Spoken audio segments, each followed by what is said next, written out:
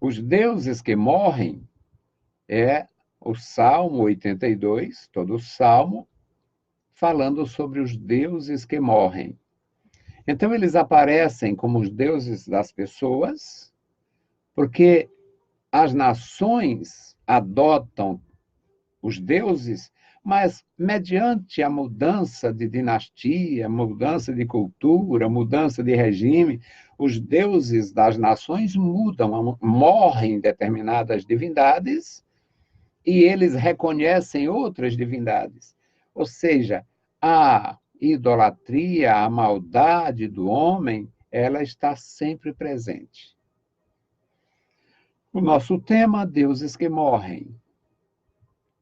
E eu vou ler o Salmo 82 para ficar claro esse nosso tema. Deus está na congregação dos poderosos. Julga no meio dos deuses. Até quando julgareis injustamente, aceitareis as pessoas dos ímpios? Fazei justiça ao órfão, ao pobre, justificai ao aflito e ao necessitado. Livrai o pobre e o necessitado e tirai-os das mãos dos ímpios. Eles não conhecem nem entendem, andam em trevas, todos os fundamentos da terra vacilam. Eu disse, vós sois deuses, e todos vós, filhos do Altíssimo. Todavia morrereis como homens, e caireis como qualquer dos príncipes. Levanta-te, ó Deus, julga a terra, pois tu possuis todas as nações. Bendito Deus, Pai querido, Senhor da glória, estamos em tua presença, lemos a tua palavra e pedimos a tua proteção. Abençoa os nossos irmãos, guarda cada um, da vitória e da graça ao teu povo, manifesta o teu poder, Senhor. Ajuda, Pai, a tua igreja. Em nome de Jesus te pedimos e te agradecemos para sempre. Amém. Meus queridos irmãos, este tema é importante para nós porque fala sobre os homens que foram, que são poderosos, homens que receberam autoridade. Deus criou o ser humano conforme a sua imagem e semelhança, Deus capacitou o homem e o homem recebeu muita autoridade. A Bíblia fala a respeito do primeiro homem, o Adão. Na verdade, Adão em português é a tradução de Adã, né? Simplesmente um homem, não seria um nome próprio. E Deus deu capacidade ao Adão. E nos diz a palavra de Deus que ele passou a administrar, foi ele quem deu nome aos animais, aquilo que Deus criou, Deus entregou em suas mãos e ele estava realmente, era um homem habilidoso, um homem que tinha muita autoridade, muito conhecimento, muita criatividade. Então, o nosso tema é deuses que morrem. Por que deuses que morrem? Porque, além das divindades supostas dos pagãos, além dos ídolos que aparecem e desaparecem mediante a mudança de regimes das nações, a mudança de país, a mudança de etnias que dominam, os deuses da Grécia, no passado, não estão mais lá. Hoje, a Grécia é um país praticamente muçulmano. Os deuses do Egito não são mais reconhecidos. A nação é muçulmana. E assim por diante. Portanto, os deuses, eles aparecem e desaparecem. Os deuses morrem. Os deuses das nações, os ídolos dos pagãos. Mas o tema não se refere a ídolos. Muito embora eu tenha feito e tenha dado essa conotação para fortalecer a ideia. Mas o texto é muito claro. Deus está na congregação dos poderosos. Deus julga no meio dos deuses. Esses deuses mencionados são homens empoderados, homens que receberam autoridade, receberam poder. No caso dos homens de Deus, no Novo Testamento, o Senhor Jesus diz: eu vos dou poder para pisar serpentes e escorpiões. Isto é muito poder. Para apagar todos os dardos inflamados do maligno. Isto é muito poder. Vocês terão este poder. É o empoderamento do homem com a autoridade divina. No que diz respeito ao Antigo Testamento, Deus disse a Moisés: você vai falar com o faraó. Aí, com aquela resistência do Moisés, Deus disse: o Arão vai ficar feliz quando te encontrar. Então, você leva o Arão contigo, o Arão será o teu profeta e você será um Deus. É difícil as nossas traduções, mas é isto. O Arão não teve nenhum contato, uma chamada direta, foi uma nomeação à distância, e Deus diz isso a Moisés: Arão vai ficar feliz, vai se alegrar quando você chegar, e você leva ele vai ser o teu profeta e você vai ser o seu Deus. Então, o endeusamento, o empoderamento do homem. E aqui no Salmo 82 diz: Deus está na congregação dos poderosos. É uma referência à presença de Deus no meio do seu povo, seus eleitos, seus ungidos. No versículo 2, como aqueles poderosos também cometiam falhas, faltas, deslizes, então vem uma pergunta inquietadora até. Até quando julgareis injustamente e aceitareis a presença dos ímpios? Até quando ímpios terão autonomia, autoridade e vantagens porque são famosos, são importantes?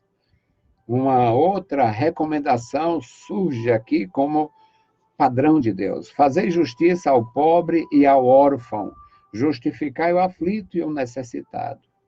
Ou seja, você não se envolva com o ímpio, não aceite suborno, não faça acepção de pessoas, cumpra o teu papel. O poder de Deus dado ao homem, para ele fazer justiça, ele julgar os pobres, julgar os órfãos, julgar as viúvas, julgar os necessitados, defendendo-os. No versículo 4, o Senhor diz, aqui no Salmo: livrai o pobre e o necessitado, tirai-os das mãos dos ímpios. Pobres nunca tiveram defesa. Órfãos nunca tiveram defesa. A defesa do órfão, do pobre, da viúva, do necessitado é uma defesa de Deus. É Deus quem defende o seu povo, é Deus quem faz isto. Então, aqui nós somos levados a compreender que havia uma falha na ação das autoridades, dos homens empoderados. Homens que estavam cheios de autoridade, homens que tinham realmente autoridade, tinham a unção de Deus, tinham o poder de Deus, mas não agiam como deveriam. No versículo 5, uma reprovação. Eles não conhecem, não entendem, andam em trevas, e por isso os fundamentos da terra vacilam. Existe uma dificuldade nisto. E no versículo 6, aí nós temos aqui, meus amados, o texto bíblico, ou seja, a palavra de Deus textualmente qualificando estes homens como Elohim, em hebraico, os deuses, homens empoderados. Eu disse: vós sois deuses. E aí? Homens que receberam a autoridade de Deus para falar em nome de Deus, para agir em nome de Deus, para julgar em nome de Deus. Eu disse, versículo 6, eu vos disse, vós sois deuses, e todos vós filhos do Altíssimo. Uma pergunta de um aluno meu: pastor, todos os homens são filhos de Deus? Sim, todos os homens são filhos de Deus. Aí o aluno parece que já fica assim, como que feliz demais. Todo mundo é filho de Deus, então não precisa essa história, essa pregação exclusiva. Não precisa? Precisa. Porque são todos filhos, somos todos os homens filhos de Deus por criação. Como Deus criou, com a autoria. Está ali, todos nós. A autoria de Deus. É diferente de ser filho de Deus por criação, de ser filho de Deus por adoção. Por causa da obra redentora de nosso Senhor Jesus Cristo, a revelação dos céus para nós. Então, todos vós sois deuses. Vós sois deuses e todos vós filhos de Deus, filhos do Altíssimo. Isso aqui é a forma judaica para evitar o nome, para evitar o Hashem, o nome de Yahvé, Javé, que não tem quem saiba, por causa desta dificuldade deles. Tiveram tanto respeito, mas eu tenho a impressão que entendi um pouco porque por que não foi revelado o nome de Deus no Antigo Testamento e na atualidade a gente recebe aquela visita molesta, aqueles molestadores na porta discutindo o nome de Deus? Se a Bíblia não fala, um molestador vai falar, vai saber. Eu sou paciência curta com molestadores. Então, qual o nome de Deus na Bíblia Sagrada? Deus revelou a Moisés, Moisés revelou aos anciãos, isso estava no recinto sagrado. Deus perde o interesse pelo recinto sagrado, pelas muitas injustiças praticadas. Deus queima o recinto sagrado com pronúncia e tudo, e eles ficaram sem. Não tem um judeu hoje que se atreva a dizer como era, qual é realmente a pronúncia do tetragrama. Não tem um judeu que se atreva, porque não sabe. Aí, o texto aqui, Salmo 82:6 diz: vós sois deuses, deuses, Elohim, deuses. E todos vós, filhos de Deus, ou filhos do Altíssimo, exatamente para evitar o nome sagrado, o nome santo, o tetragrama na sua pronúncia, que nós não temos. No versículo 7, a desilusão desses deuses, destes empoderados. Todavia, como homem, morrereis. Ou seja, deuses que morrem. O nosso tema é este: deuses que morrem. Todavia, como homens, morrereis e caireis como qualquer dos príncipes. Portanto, o versículo 1 deste salmo, Deus está na congregação dos poderosos e julga no meio dos deuses, na verdade está se referindo aos homens, aos deuses que morrem, aos homens empoderados pelo amor, pelo poder, pela bondade de Deus, mas que não muda nada na sua natureza finita. Todos nós. Todavia morrereis, todavia caireis, todavia, como homens, morrereis e caireis como qualquer dos príncipes. Ou seja, quem tem o poder absoluto é Deus. Quem julga eternamente é Deus. Quem vive para sempre é Deus. O versículo 8 e último deste salmo diz: levanta-te, ó Deus, e julga a terra. Os homens falharam na justiça. Os homens falharam enquanto julgavam. Os homens falharam enquanto julgavam a causa dos aflitos, dos oprimidos, das viúvas, dos órfãos, dos necessitados, do estrangeiro, dos expatriados. Levanta-te, ó Deus, e julga a terra. Levanta-te, ó Deus, e faz o que o homem não fez. Foi empoderado, recebeu o poder, recebeu autoridade, muita habilidade, muita capacidade, mas não fez. Não foi capaz. O homem não foi capaz de cumprir esta sua sublime missão de julgar com isenção, de julgar com justiça, de julgar com a reta justiça, de julgar com retidão. Talvez a explicação simplista disto, mais elementar, é que as nossas falhas impedem a nossa justiça, o nosso juízo. As nossas falhas impedem que nós façamos de uma forma mais contundente a reprovação ao reprovável, a defesa do aflito, do necessitado, do justo, e nos coloca, estas realidades nos colocam na galeria dos deuses que morrem. Deuses que morrem.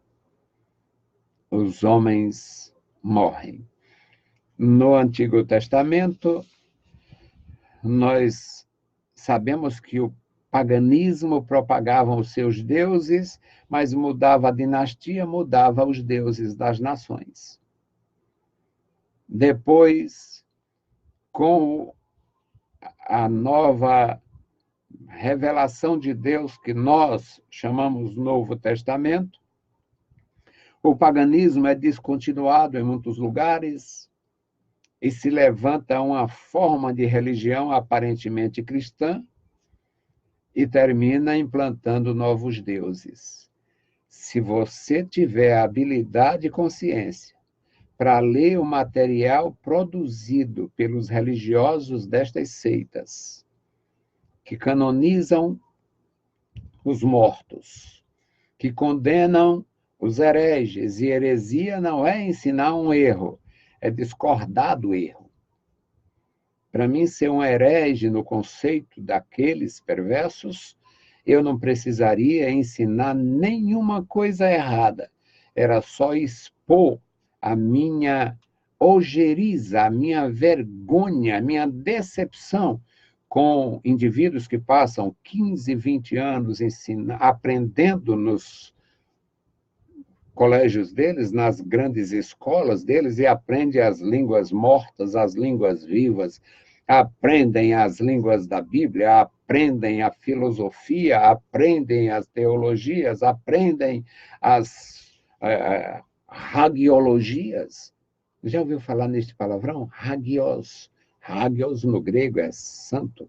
Hagiologia é o estudo que trata das devoções. É uma maldição sem... É um abismo sem fundo, a hagiologia, as hagiologias. Um estudo de poder, estuda o poder de quem não tem poder. O sujeito morreu, foi muito fiel à organização dele, morreu, foi para o quinto dos infernos, aí se levanta um pontífice depois dele, 200, 300, 400 anos, aí lê lá as histórias que ficaram registradas a respeito daquele idólatra de marca maior, aí o pontífice celebra a sua canonização e o povo passa a ter isto na hagiologia, para estudar. A história é muito piedoso, tão piedoso. Aí vão ensinar piedade falsa. É uma tremenda maldição. E nós aprendemos nas Escrituras, aprendemos aqui e também na história que esses deuses morrem. O nosso Deus vive para sempre. Meus queridos irmãos, os homens foram dotados de autoridade, graça, muito poder, muita sabedoria, e muitos deles não correspondem. Muitos de nós não correspondemos. Deus abençoe você, Deus abençoe sua vida, Deus abençoe o seu estudo das Escrituras para compreender a palavra e proclamar com amor e com graça. Bendito e eterno Deus, Pai de nosso Senhor Jesus Cristo, nós te louvamos, bendizemos e agradecemos pela tua bondade. Senhor, abençoe e guarda os meus irmãos, dá vitória ao teu povo, manifesta o teu poder. Nos dá, Senhor, a tua graça, a tua proteção. No santo nome de Jesus Cristo te pedimos e te agradecemos. Amém.